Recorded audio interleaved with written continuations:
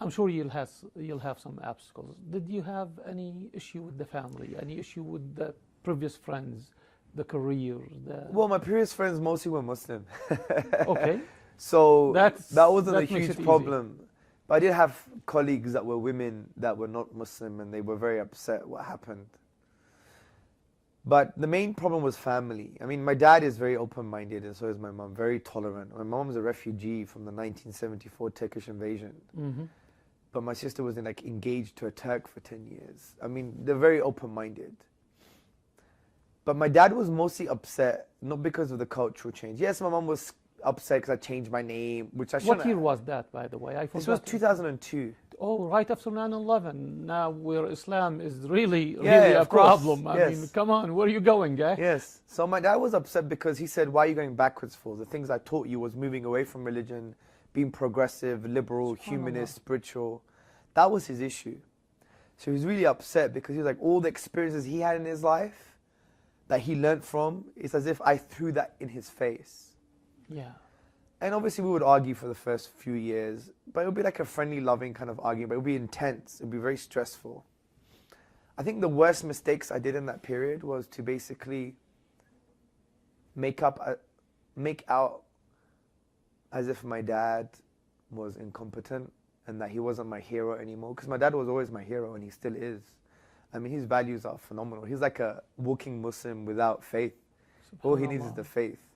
May Allah guide him. I mean, he recently said that he believes Muhammad is a prophet. Allahu Akbar. So, and he believes God is one. So he's almost there. Yes, he's there. He's almost there, inshallah. So, Inshallah. I'm sorry. Akhi, this is beautiful. That's what we love, the passion. And alhamdulillah, alhamdulillah. I think the worst thing was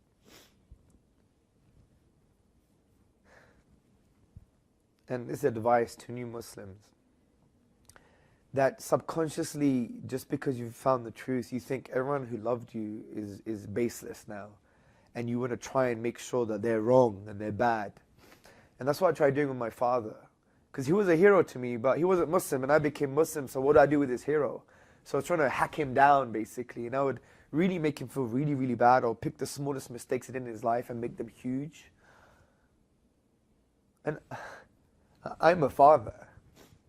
If my children did that to me, it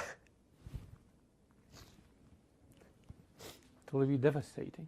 Of course. You know what? He is a very lucky father. He really is. So I was really bad to him for many years. And I went on this kind of psychology course that makes you realize how bad you are, right? Like, you know, it's your fault, take power in the relationships you have in your life. And I realized that I treated my dad so bad. So I called him up after 6 years or something being a Muslim. And I said, "Dad, I need to speak to you." He was in Greece nursing my grandfather. You know, my dad was a very nice guy. He was wiping his backside, changing his clothes, and he nursed That's my. a wonderful man. Of course, he nursed my granddad for 3 years, and I never knew he could do it. I was really, really, really, really impressed with my father, because my dad is a very loving guy, but he hates blood and he hates mess. Anyway, so I called my dad. I said, "Dad, I want to speak to you." He's like, you know, I hardly speak to him now, right, at that time. He thought something happened to the grandchildren or what's going on. So I said, "Dad, I want to let you know that I know you love me. I know you love me, and everything you've done is because you love us." Like, my dad used to work for 76 hours in a row. He wouldn't eat. He would just drink coffee. He was a laborer. He was in the factories. And he wouldn't eat at all.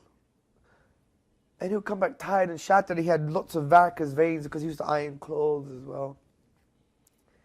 So I said, "Everything you did is because you love us. Even the mistakes you've done, And I said to him, you're my hero.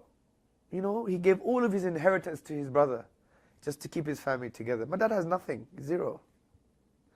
You know, we Muslims don't even do that. As you said, he's a Muslim without knowing Exactly. or without adopting the faith or Yeah. professing the faith. But Of now you course. said, Like my dad Alhamdulillah. would stay awake for other people to sleep. He would be put in poverty for other people to, like he would make us eat potatoes for 2 weeks in order for his workers to have some food. That's how it was. May Allah bless him. I mean, so I said to him, you're just a great guy. I take my hat off. I said, you're still my hero. We do different traditions, but you're still my hero. And I love you. And he was crying for 15 minutes, and he hardly cries. I've only seen him cry once or twice in my life. And then he called my mum up in the evening, and he said to my mum that he's ready to die. He felt like a complete parent. Allahu Akbar. So, but now our relationship is great. I could talk about hadith, Islam. He loves what the Prophet had to say, sallallahu alaihi Well, wasallam. tell me,